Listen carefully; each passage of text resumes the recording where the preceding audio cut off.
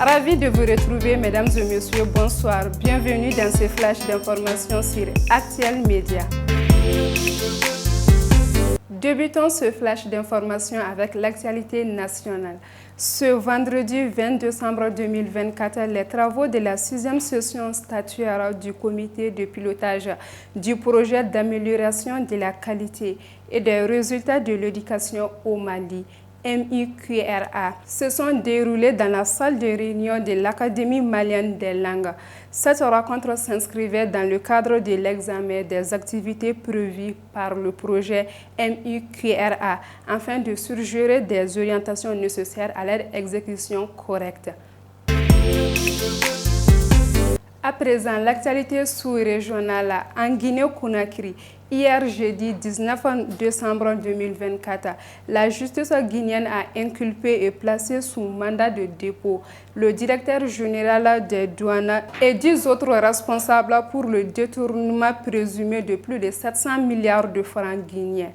Ils avaient été arrêtés puis placés en détention à la prison de Conakry au début de décembre. Il leur est reproché d'avoir, avec plusieurs transitaires, mis en place un réseau niveau de la Direction générale des douanes pour contourner le procédé classique de paiement ou guichet unique, en fait d'encaisser des fonds au préjudice de l'État.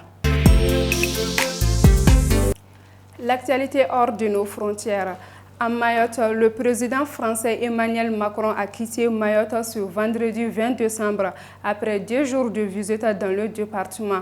Après avoir présidé une réunion de crise, une porte-parole de la Commission européenne a annoncé que l'Union européenne va fournir des hébergements d'urgence, des kits d'hygiène et tentes médicales aux sinistrés du cyclone Chido à Mayotte.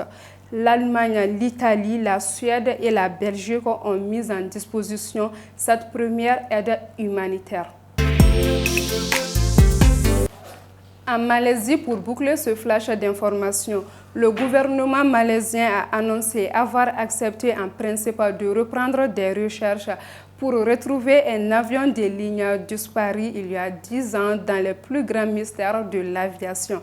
Ce vendredi 20 décembre, le ministre du Transport malaisien a déclaré que le cabinet avait approuvé en principe un accord de 70 millions de dollars avec la société d'exploration marine américaine Ocean Infinity pour trouver l'avion.